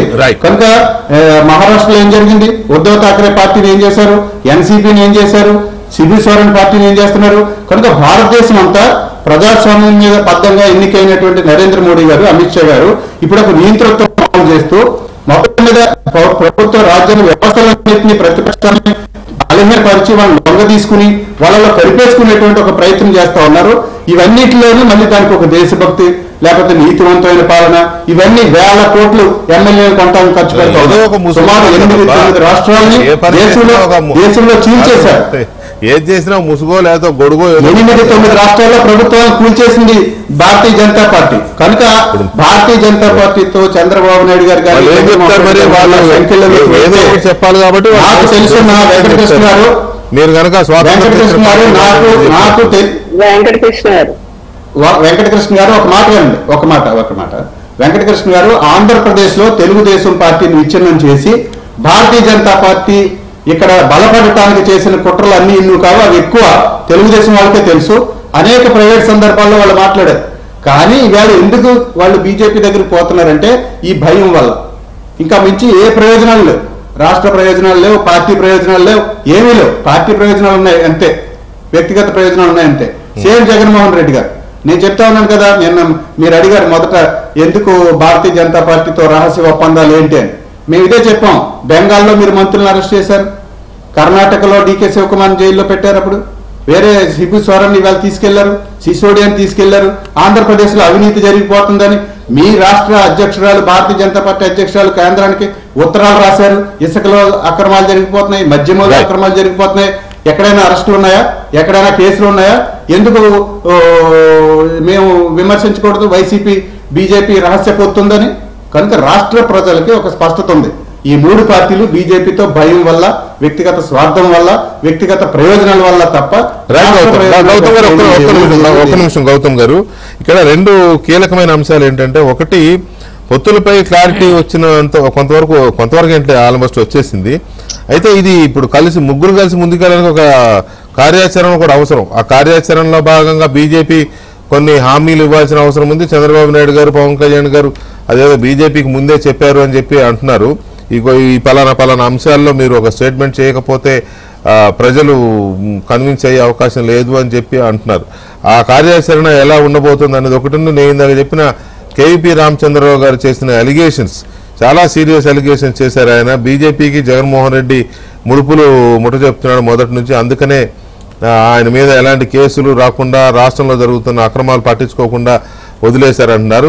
ఇది ఇందులో నిజమెంత అబద్ధమెంత అనను కానీ అంత ఆరోపణ చేశారు అని అంటే మరి ఆయన ఏ ఉద్దేశం? శివశంకర్ గారు, ఇప్పుడు ఈ పొత్తులు కన్ఫర్మ్ అయిన నేపథ్యంలో మీ కూటమికి డెఫినెట్ గా ఒక కార్యాచరణ అవసరమే కదా. కార్యాచరణ సీట్లు ఎవరెక్కడ పోటీ చేయాలి, ఇది పొలిటికల్ కార్యాచరణ అది కాదు.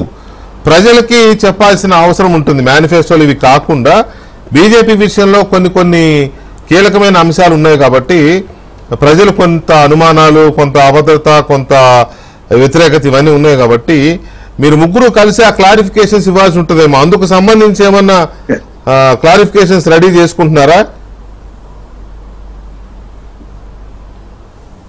వెంకటకృష్ణ గారు, యాక్చువల్ గా ఈ రాష్ట్రాన్ని సర్వనాశనం చేసింది వైసీపీ ప్రస్తుత ప్రభుత్వం. దురదృష్టవశాత్తు ఏమిటంటే ఏది జరిగినా బీజేపీ మీద మాట్లాడతారు చాలా మంది పెద్దలు, గఫూర్ గారు కానీ లేదంటే కాంగ్రెస్ ప్రతినిధులు కానీ. ఇప్పుడు ఖచ్చితంగా కూటమి ముందుకు వెళ్ళేట ఈ కూటమి ఏర్పడడానికి ప్రధాన కారణం ఏంటి వెంకటకృష్ణ గారు? ఈ రాష్ట్రం అధోగతి అయిపోయింది అన్నది ఒకటి, ప్రజాస్వామ్యాన్ని పరిరక్షించాలన్నది 2, రాష్ట్రం 20 సంవత్సరాల వెనక్కి నెట్టివేయబడింది, చాలా దుర్భరమైన స్టేజ్ లో ఉంది. కాబట్టి ప్రజలను దృష్టిలో పెట్టుకుని మేమైతే మా పార్టీ గాని అధ్యక్షులు గాని ఈ నిర్ణయం తీసుకున్నారు. ఖచ్చితంగా ప్రజా సంక్షేమం, రాష్ట్ర అభివృద్ధి ప్రధాన ఎజెండాగా ఉంటుంది. దానికి సంబంధించి కేంద్ర ప్రభుత్వం ఏదైతే ఉందో రాష్ట్రాన్ని ఖచ్చితంగా ఆ దిశగా తీసుకుని వెళ్తుంది, కలుపుకుని వెళ్తుంది. అందులో అట్లా కాదు అంటే నేను ఎందుకు అడిగానంటే కేవీపీ శివశంకర్ గారు ఎందుకు అడిగానంటే కేవీపీ గారు ఇది కూడా ఒక మాట అన్నారు ఇవాళ. చంద్రబాబు అమిత్ షాతో ఏం చర్చించారో చెప్పాలి, ప్రత్యేక హోదా, పోలవరం లాంటి వాటిపైన ఏమైనా హామీలు ఇచ్చారా అని. రేపు వీళ్ళు ప్రజల్లో అదే ఎజెండాతో వెళ్ళబోతున్నారు. అర్థమైపోతుంది కాంగ్రెస్ కానీ లెఫ్ట్ కానీ లేకపోతే ఇంకా వేరే పార్టీలు కానీ ఈ ఎజెండాతో వెళ్తాయి బీజేపీని టార్గెట్ చేస్తూ. బీజేపీని టార్గెట్ చేయడం అంటే మీ కూటమిని టార్గెట్ చేయడమే. That's what I'm asking. వెళ్ళొచ్చు, ఏ ఎజెండాతోనే వెళ్ళొచ్చు. కాంగ్రెస్ వాళ్ళ రణనీతి వాళ్ళకుంటుంది, వాళ్ళ ఎజెండా వాళ్ళకుంటుంది. ఇప్పుడు దానికి ప్రతిస్పందన, ప్రతివ్యూహం కూడా మా దగ్గర ఉంటుంది. ఇప్పుడు కాంగ్రెస్ ఈ రోజు ఒడ్డు మీద ఉందని ఏదో నీతి కబుర్లు చెప్తే కాదు కదండి. ఈ రాష్ట్ర విభజన సమయంలో కాంగ్రెస్ చేసిన ద్రోహం ఇంత కాదు కదా. విభజన చట్టంలో ఎందుకు పెట్టలేదు ప్రత్యేక హోదా? క్యాబినెట్ అప్రూవ్ అయ్యాక దాన్ని గజెట్ నోటిఫికేషన్ ఎందుకు ఇవ్వలేదు? ఈ రోజు ప్రత్యేక హోదా, ఇలాంటివన్నీ వస్తాయి. వాళ్ళు చేసే విమర్శకు ప్రతి విమర్శ ఉంటుంది, వాళ్ళు వేసుకునే వ్యూహానికి ప్రతి వ్యూహం కూడా ఉంటుందండి. ఇది రాజకీయ రణరంగం ఖచ్చితంగా ఈ దిశగా ఉంటాయి. రెండవది ఏంటంటే ఆరోపణ, కేవీపీ గారు చేసిన ఆరోపణలు ఆయన విజ్ఞతగా ఏమో ఆయనతో ఏ ఇన్ఫర్మేషన్ ఉందో మరి ఇది రాజకీయ ఉద్దేశంతో చేసిన విమర్శ ఏందో దాని మీద మాకు నో కామెంట్స్ అండి. కాకపోతే ఏంటంటే ఒకటి మాత్రం వాస్తవం, ఈ దేశంలో ఇప్పుడున్నటువంటి స్ట్రాంగ్ గా ఉన్న కేంద్ర ప్రభుత్వం ఎప్పుడూ లేదు. ఇంటర్నేషనల్ అఫైర్స్ లో ఈ కేంద్ర ప్రభుత్వం చాలా అద్భుతంగా పనిచేస్తుంది. నేషనల్ అఫైర్స్ లో కూడా అది మనం గమనించాలి. దేశం కోసం వాళ్ళు కూడా ఒక మాట అన్నారు. ఇప్పుడు నిన్న అమిత్ షా గారు ఒక బ్యూటిఫుల్ వర్డ్ వాడారు. ఏమిటి అంటే family planning is good for family but not politics. So అంతేనండి, రాజకీయాల్లో మడిగట్టుకుని కూర్చుంటాం అంటే కుదరదు. రాజకీయాల్లో అందరినీ దగ్గరికి చేర్చుకోవాలి. కేసీఆర్ గారు చెప్పేవాడు కదా తెలంగాణ ఉద్యమం టైంలో, ఏదో బొంత పురుగునైనా ముద్దు పెట్టుకుంటామని. తప్పదు, రాజకీయాలు అంటే అట్లే ఉండాలి కదా. రైట్. ఎనీవే శివశంకర్ గారు ఒక్క నిమిషం సార్. జీవిరెడ్డి గారు, ఈ కార్యాచరణకు సంబంధించి మీకు కూడా కొంత క్లారిటీ అవసరం, బహుశా వచ్చి ఉంటుంది. మీకు చెప్పేంత ఇది కాదు కానీ మీ అందరికి, మీ పార్టీకి అది టార్గెట్ మీరు కూడా ఉంటారు. మరి మొన్న చంద్రబాబు నాయుడు గారు అమిత్ షా గారిని కలిసినప్పుడు ఇలాంటి పాయింట్స్ కూడా చర్చించి ఉంటారనే ఒక భావన ఉంది. ఏమన్నా అలాంటి ఎక్స్ప్లెనేషన్స్ ఉంటాయా? ఒకటే కనెక్షన్ గారు, పొత్తు కలిసేదే మేజర్గా రాష్ట్ర ప్రయోజనాల దృష్ట్యా కలుస్తున్నాం. అలాంటప్పుడు వాళ్ళకి ప్రజలకు చేయాల్సినటువంటి మేలు కేంద్రం నుంచి కావచ్చు, లేకపోతే ఆల్రెడీ మేము ఇచ్చిన హామీలు కావచ్చు, ఇప్పుడు కొత్తగా పొత్తులోకి వస్తున్న బీజేపీ కావచ్చు, ఆల్రెడీ జనసేన కొంత ముందు నుంచి ఉంది కాబట్టి కొంత మేము మాట్లాడుకొని కొన్ని చెప్పడం జరిగింది. సో ఆ అంశాల్లో ఎక్కడ కూడా కాన్ఫ్లిక్ట్ వస్తుందని నేను అనుకోవట్లేదు. లేదు, వస్తుంది. డిస్టర్బ్ చేస్తాను కాదు. జనసేన మొదటి నుంచి పొత్తులో ఉన్నా కూడా వైజాగ్ స్టీల్ ప్లాంట్ విషయంలో అందరికంటే ముందెళ్ళి అమిత్ షా గారిని కలిసి స్టీల్ ప్లాంట్ ప్రైవేటైజ్ చేయొద్దని అడిగింది పవన్ కళ్యాణ్. అయినా ఆపలేకపోయారు. ఆగింది కదా. ఏడాగింది నో చెప్పారా? చెయ్యము అని చెప్పారు ఏమన్నా? ఫర్ ఇన్స్టెన్స్ లేదు, అది ముందుకు పోలేదు. అదే ముందుకు పోలేదు కానీ వెనక్కి రాలేదు కదా. ఆ credit goes to BJP and Pawan Kalyan. నేనే చెప్తాను కదా ఆ విషయం. అందరికంటే ముందు అడిగింది పవన్ కళ్యాణ్ గారు. బీజేపీకి ఇవ్వకండి క్రెడిట్. కానీ అది ముందుకు పోలేదు అంటే వెనక్కి రాలేదు కదా. కార్మికులు ఇప్పుడు 1200-1300 రోజులుగా వాళ్ళు ఉద్యమం చేస్తారు. ఎగ్జాంపుల్ కోసం చెప్తున్నా. పోలవరం ఆగిపోయింది, అమరావతి ఆగిపోయింది. అమరావతి ఆగిపోవడం ఏంటి, నాశనం అయిపోయింది కదా. సో ఇవి క్లారిఫికేషన్ మీరు ఇవ్వాలి కదా. ఒకటే నిమిషం, అదే నేను చెప్పింది అంటే మేజర్గా ప్రజలకు రావాల్సినటువంటి వెల్ఫేర్ కావచ్చు, డెవలప్మెంట్, ఈ అంశాలు ఒక ఎత్తు అయితే అమరావతి పోలవరం అనేది చెప్పేసి, పోలవరం ఆల్రెడీ జాతీయ ప్రాజెక్టు. మన ముఖ్యమంత్రి గారి స్వయం కృతాప్రదం జగన్మోహన్ రెడ్డి గారు చేసిన నిర్వాహకం వల్ల అది ఆగిపోయింది. ఇది డెఫినెట్గా మాకు మేజర్ అజెండా అవుతుంది. మేము పొత్తులో భాగంగా అది కేంద్రానికి ఎంత ముఖ్యమో, బీజేపీకి ఎంత ముఖ్యమో, టీడీపీకి అంతే ముఖ్యం, పార్టీ పరంగా రాష్ట్రానికి అంత మించిన అటువంటి ముఖ్యమైనటువంటి అంశం. అది ఆగే ప్రశ్న లేదు.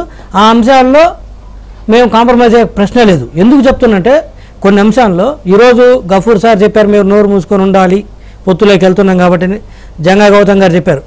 నేనేమంటున్నాను సార్, మీకు there is a on record evidence ఒకటి ఉంది. టీడీపీ ఈరోజు బీజేపీతో ఫస్ట్ టైం కలవటం కాదు, లేకపోతే ఫస్ట్ టైం విడిపోవటం కాదు. మేము 2018లో బీజేపీతో చెప్తా మేము ఓకే పర్లేదు. నేనేమంటే 2018లో సార్ గఫూర్ సార్ టీడీపీ బీజేపీని విభేదించి బయటకు వచ్చినప్పటికీ టీడీపీ అధికారంలో ఉన్న పార్టీ, చంద్రబాబు నాయుడు గారు చాలా సీనియర్ మీకు తెలుసు, ఆ మాత్రం ఆలోచన చేయలేడా? బీజేపీకి ఈరోజు మ్యాజిక్ నెంబర్ పర్ఫెక్ట్ ఉంది, ఏ పార్టీ మీద ఆధారపడకపోయినా అది కేంద్రంలో కొనసాగుతుంది.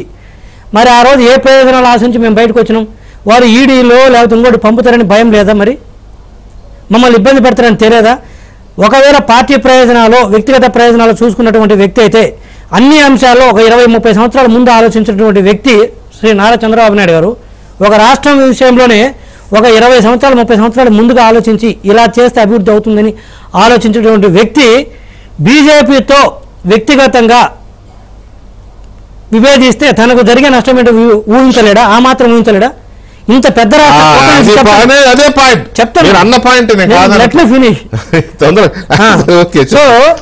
గఫూర్ సార్ మీరు అన్నారు ఏ స్థాయిలో విభేదించారంటే, ఇందాక యామిని గారు చెప్పారు విషయం కక్కారన్నారు. ఇందాక యామిని గారు చెప్పారు చూసేవా, ఇండైరెక్ట్ గా నర్మగర్భంగా మేము విషయం కక్కారన్నది అది మేమే. విషయం కక్కడం కాదు, అది గట్టిగా విభేదించడం. గట్టిగా విభేదించిన దానికి విషయం కక్కడానికి చాలా తేడా ఉంది. యామిని గారు go to the dictionary. Okay, so ఆ నేపథ్యంలో మేము గట్టి విభేదించాము, బయటకు వచ్చాము. ఇంకోటి విభేదించేటప్పుడు ఆ సంవత్సరంలో దెబ్బతగులుతుందనే కాదు, మళ్ళీ 2019లో బీజేపీ వస్తుందని ఏ చిన్నపిల్లాడని కూడా చెప్తారు దేశంలో. అయినా కూడా మేము విభేదించాము. ఒక పక్క గుంటకాడ లెక్కల లెక్క వైసీపీలు కాసుకుంటున్న విషయం కూడా మాకు తెలుసు. రాజ్యసభలో విజయసాయి రెడ్డి గారు వెళ్ళేసి రోజు సీఎం ఆఫీసులో మేము ఎన్డీఏలో ఉన్నా కానీ వాళ్ళు ఎన్ని మంత్రాలు నడిపారో, వాళ్ళని మీరు ఎట్టా అలౌ చేశారో, ఇదంతా కూడా ఆన్ రికార్డే, రాష్ట్ర ప్రజలకు తెలిసిన అంశమే. అయినా కూడా ప్రత్యేక హోదా అంశంలో ప్రత్యేక ప్యాకేజీకి ఒప్పుకున్నాము ఎక్కడ అసెంబ్లీలో. ఒకవేళ ఇవ్వకపోతే మళ్ళీ ప్రత్యేక హోదా ఇవ్వాల్సిందని చెప్పేసి అసెంబ్లీలో తీర్మానం చేసినాం. ఆ నేపథ్యంలో, పోలవరం నేపథ్యంలో, విభజన హామీల నేపథ్యంలో కేంద్ర మంత్రి పదవులు 2 మంత్రి పదవులు, ఒకటి కూడా కాదు 2 మంత్రి పదవులు వదిలిపెట్టుకుని బయటకు వచ్చారు. ఈరోజు ఒక ఎంపీ, ఒక రాజ్యసభ ఎంపీ వస్తుంటేనే పార్టీకి కూడా ఎన్నిపోటు పడిచిపోయే మనుషులు ఉన్న నేపథ్యంలో 2 కేంద్ర మంత్రి పదవులు వదులుకొని సంవత్సరం పీరియడ్ ముందుగానే బయటకు వచ్చినాం. మరి అది రాష్ట్ర ప్రయోజనాలు అంటారా, వ్యక్తిగత ప్రయోజనాలు అంటారా? ఆ రోజు తీసుకోగలిగిన అవకాశం మీరు వ్యక్తిగత ప్రయోజనాల కోసం ఆనాటి పరిస్థితి కాదండి. ఆనాటి పరిస్థితుల్లో మీరు రాష్ట్ర ప్రయోజనాల కోసమే ఎన్డీఏ నుంచి బయటకు వచ్చారు, ఎదురు తిరిగారు. రైట్, మీరు నిజంగానే ఆ రోజు తలుచుకుంటే బీజేపీ తలుచుకుంటే అప్పుడు మీ మీద కాదనట్లా. కానీ అప్పుడు ఆ రోజు ఏ డిమాండ్స్ తోనైతే మీరు బయటకు వచ్చారో రాష్ట్రానికి సంబంధించి అంతకంటే ఎక్కువ డిమాండ్స్ ఉంటాయి. ఒక్క నిమిషం అన్న ఒక్క నిమిషమే. ఆ రోజు మీరు ఏ అంశాల మీద విభేదించి, ఏముంది ఒక ప్రత్యేక హోదానే కదా మీరు ఆ రోజు భోషాణం విభేదించి, ఏమున్నాయి అప్పుడు మిగతా అంతా బాగానే ఉంది ఒక ప్రత్యేక హోదా. కానీ ఇప్పుడు పోల్చుకుంటే ఆనాటితో అంతకంటే ఎక్కువ ఉన్నాయి కదా బీజేపీ చేయాల్సినవి. అయినా ఇప్పుడు బీజేపీ దగ్గరికి వెళ్తున్నారు ఏంటి అనేది ప్రజలు రేపు వేయబోయే ప్రశ్న. మిమ్మల్ని వేయకపోవచ్చు, బీజేపీని అడిగితే మీరు సమాధానం రాష్ట్రంలో అందరూ ఆలోచించే అంశం కూడా వెంకటేశ్వర గారు మీరు చెప్పింది. నేనేమంటే మేము సమాధానం చెప్పాల్సిన బాధ్యత మా పైన ఉంది, బీజేపీ పైన ఉంది. రెడీ అవ్వాలి, శిక్షణ తరగతులు ఇస్తున్నారు కదా, గఫూర్ గారు తప్పుకుంటారా? గఫూర్ గారు ప్లీజ్, ఇది ఇక్కడ కార్యాచరణ ఇందాక నేను అన్నది ఇది. జీవీ రెడ్డి చాలా కాలం కలిసి ఇప్పుడు ఈ 4 సంవత్సరాలుగా వైసీపీ తిడుతూ ఉన్నాం కాబట్టి అది అదేది సౌహార్దత నాకు అడ్డం వస్తుంది. అదే కనుక వేరే పార్టీ అయితే నేను సమాధానం ఇంకా ఘాటుగా చెప్పేవాడిని. జీవీ రెడ్డి అన్న ఇప్పుడు రాజకీయాలు చిన్నవాళ్ళండి, అమ్మాయి ఎందుకు బయటకు వచ్చినారు అనేది మీరు చెప్తున్నారు. మేమేం చెప్తున్నాం అంటే మీరు లోపల పోవడం మాకు ఇష్టం లేదు. అయినా ఏం చెప్తున్నాం అంటే రాష్ట్ర ప్రజలకు సమాధానం చెప్పుకోవాల్సి ఉంటుంది. అది దయచేసి, ఎందుకంటే 2018లో చంద్రబాబు నాయుడు గారు మాట్లాడినటువంటి రికార్డ్స్ అన్ని ఉన్నాయి. ఆయన రికార్డ్స్ ఏం పక్క పోలే ఉన్నాయి. అవన్నీ ఆ మాటలు అవన్నీ కూడా ఇప్పుడు మీకు వర్తిస్తాయి, మీరు సమాధానం చెప్పుకోవాలి వాటికి. కాబట్టి అది కూడా గుర్తు పెట్టుకుని అడగండి. ఇప్పుడు యామిని గారు అన్నారు అసలు నువ్వు నోరు అదుపులో పెట్టుకోయాలి, అట్లా చంద్రబాబు కూడా అక్కడ అదే అంటారు. నేను కలవడమే గొప్ప సంగతి, మళ్ళీ ఇవన్నీ అడుగుతుంది. అడగకపోతే మాత్రం మీకు కూడా ఇబ్బంది ఉంటుంది. ఎందుకంటే వెంకటేశ్వర గారు ఇప్పుడు కేవీపీ విమర్శలకు సంబంధించి చెప్తానండి. కేవీపీ ఇంతకాలం ఏం మాట్లాడలేదు. అయితే కేవీపీని మనం సులభంగా ఏదో సాధారణ వ్యక్తిలాగా తోసేయలేము. అందుకే కదా టాపిక్ తీసుకున్నది.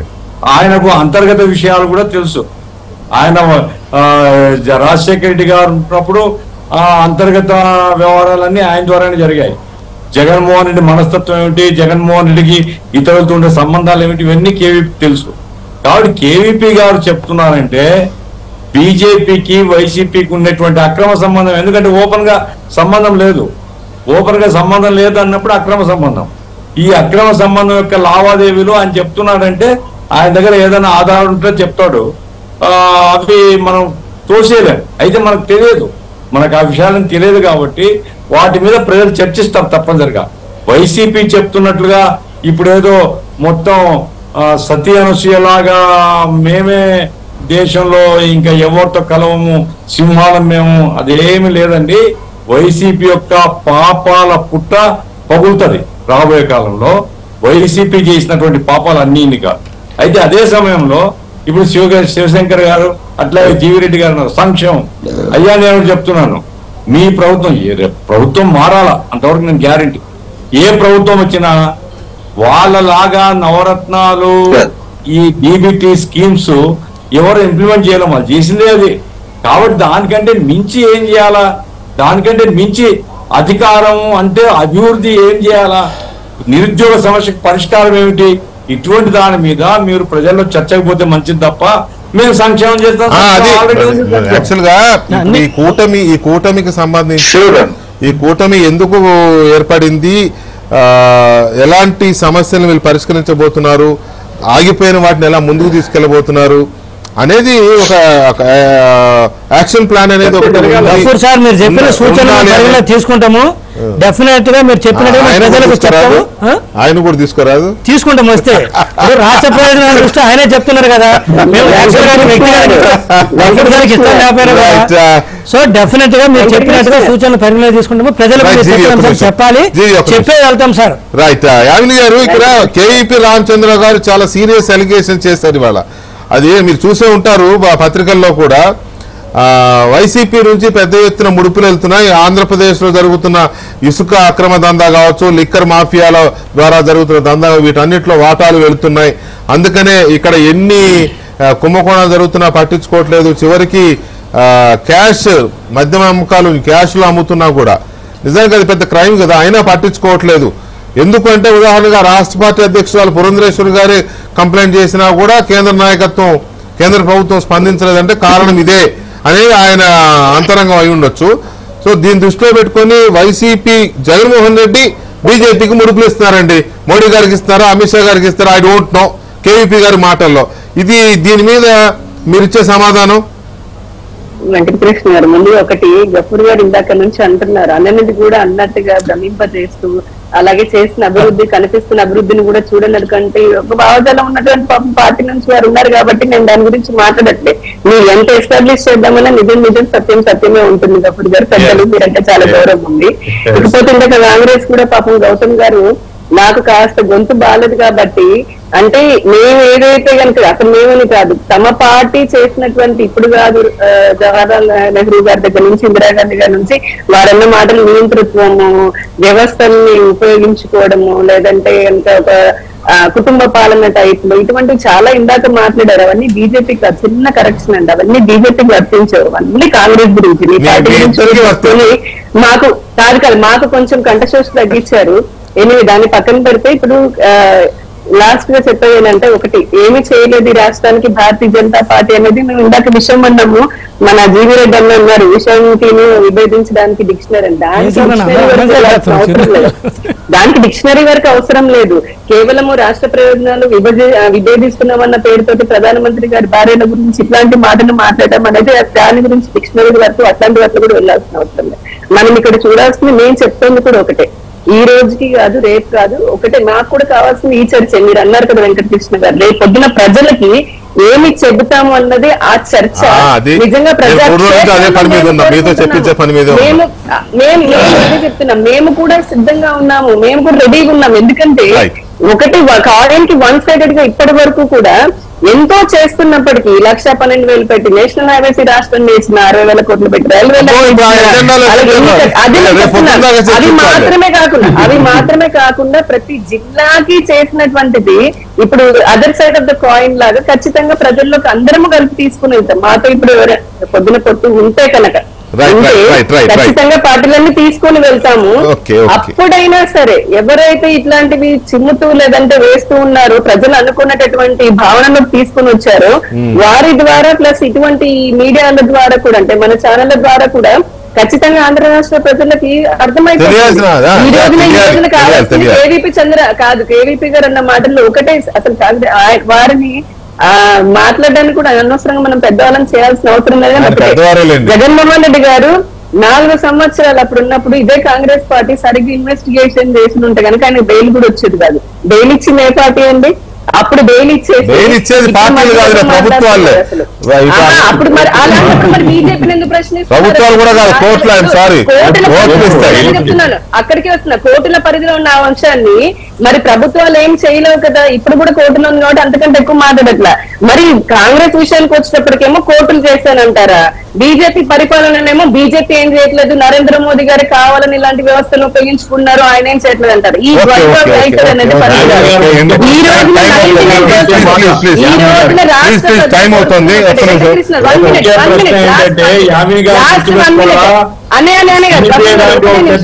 Investigative agency after all Avinash Reddy ఒక చిన్న హాస్పిటల్ ఉంటే అరెస్ట్ చేయలేక ఎన్నికపోయినారంటేనే మీకు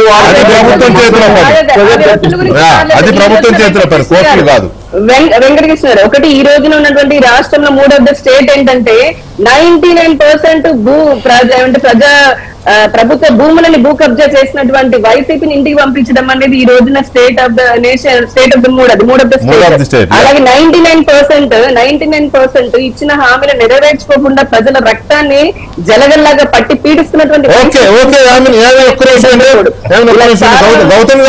గౌతమ్ గారు ఫైనల్ గా చెప్పండి. కేవీపీ గారు చేసిన అలిగేషన్స్ నిజమే గఫూర్ గారు అన్నట్టుగా ఇన్నాళ్ళు చేయకుండా ఇప్పుడు ఎన్నికల ముందు లేకపోతే షర్మిల గారు పగ్గాలు చేపట్టి కాస్త కాంగ్రెస్ పార్టీలో ఏదో కొస్త రెపరెపలా అనే ఒక మూమెంట్ వచ్చిన తర్వాత ఇప్పుడు ఎందుకు చేశారు అనే దాని మీద ఒక ఇదైతే ఉంటుంది. ఆయన చేసేవాటికి ఉండొచ్చు కొంత, ఆయన సీనియర్ కాబట్టి అన్ని విషయాలు తెలిసిన వారు పెద్దవారు కాబట్టి డెఫినెట్ గా చేసేదాన్ని అబ్జర్వ్ చేసి విమర్శలు చేసి ఉంటారు.